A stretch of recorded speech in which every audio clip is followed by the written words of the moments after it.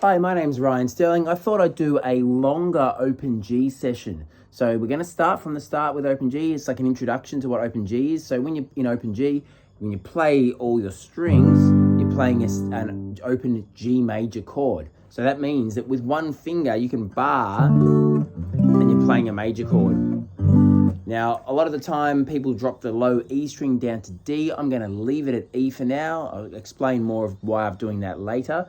But what I have done is I've dropped my A string down to a G and I've dropped my high E string down to a D, and now we've got that open chord. So what that means is open strings like that is a G chord. First fret with index finger barred is a G sharp. There's our A sharp, B, C, etc. So when you're playing, basically everything is dropped down. Every root note of the chord is actually 2 notes lower than it looks. So that, you've got your finger there on that A string where it's normally an E note, but it's actually a D because you've tuned down. So that makes that a D major chord. All right, so one of my favorite things to do in Open G is what I call the Keith Richards chord. It's got a bunch of different names. I talk about this at length in another video, which you can go and find. It's in the shorts part, but it's really easy to play. We're talking about that kind of very often thing that, Keith Richards among many people have used, but Keith popularized it, obviously. So here's how you do it, right? You've got your bar chord. Right now I'm playing a C major bar chord there. Not playing that low E string.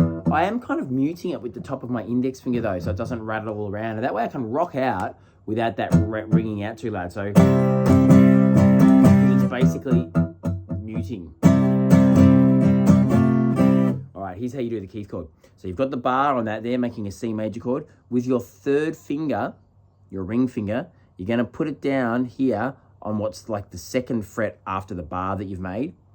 And your second finger is going to be on the first fret after the bar that you've made. It's like an A minor 7 shape, is it? All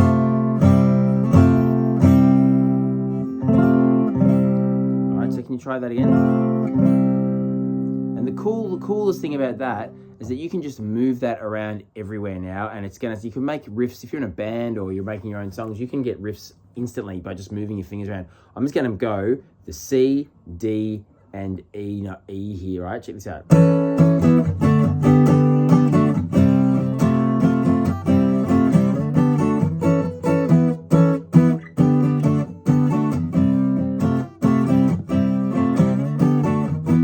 But instantly you've just got things that sound like cool rockin' songs. Obviously that's a pretty average riff. I just made up off the top of my head then, but I've written zillions of things in Open G, and it's just, it never ceases to amaze me. Keith Richards talks about the restrictions of the tuning being something that he likes. Like he likes not having just a million options. He likes that it kind of restrains him a little bit. I think that's quite a cool way of thinking about it, actually. So we've talked now about a major chord. We've talked about the Keith Richards chord. In one of my other videos, we talk about how to make a minor chord. So I'm going to show you that actually. It's a really cool way of making a minor chord. It's basically like this. So you've got your normal A minor shape here, but you've got to play it, instead of playing it with your first, second, and third finger, play it with your first, third, and fourth finger, and then bring the second finger up to make that root note on the minor chord. So that's an A minor. Now I'm not playing the high E string, which is now tuned to D. And I'm not playing that low E. I'm muting that again with my second finger here. But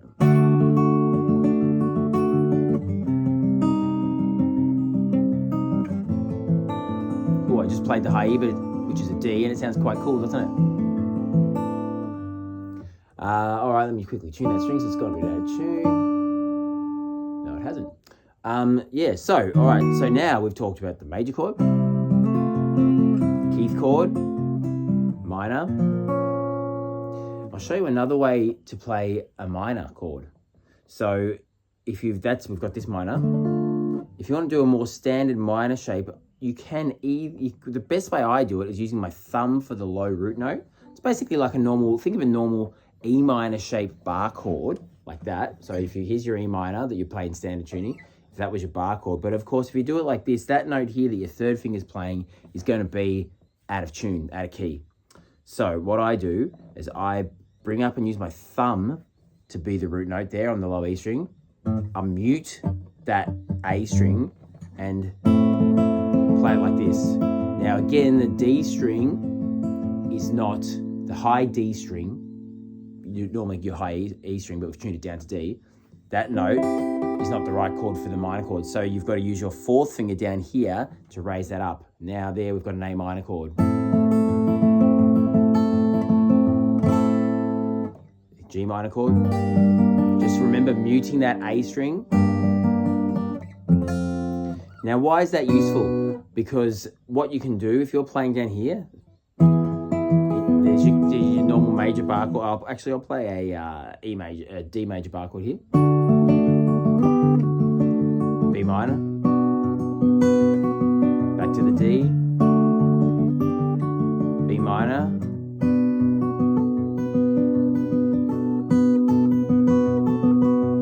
Have a bit of fiddle with that little finger. When you're rocking out as well, doing it like that means you can do some kind of cool, like almost Stooges kind of sounding stuff, like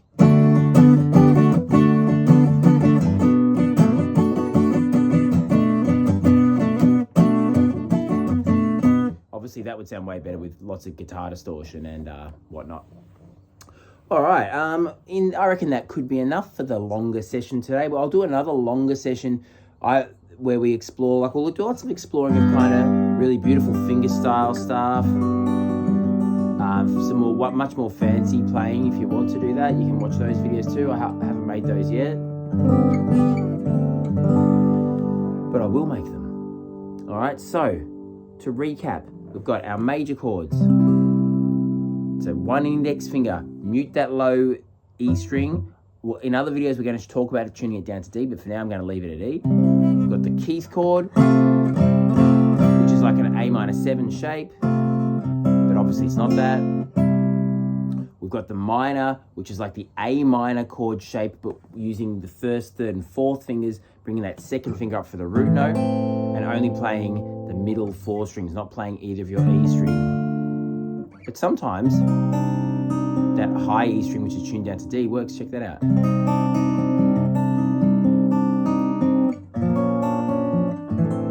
Just find out where it works.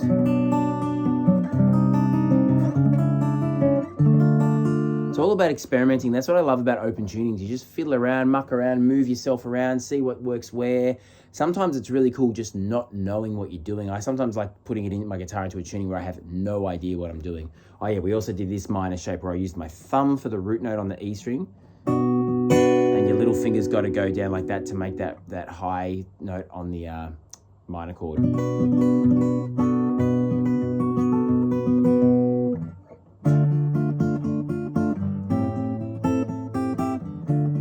Now I'm just making this up as I go.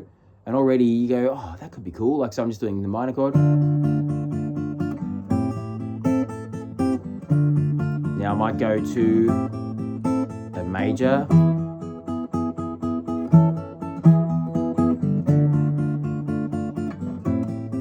Now that didn't work for it. I didn't really like where it went with that major. That's better. All right, so straight away, right, just from fiddling around, you're starting to get an idea of something. So what did I do? I can't remember what I did now.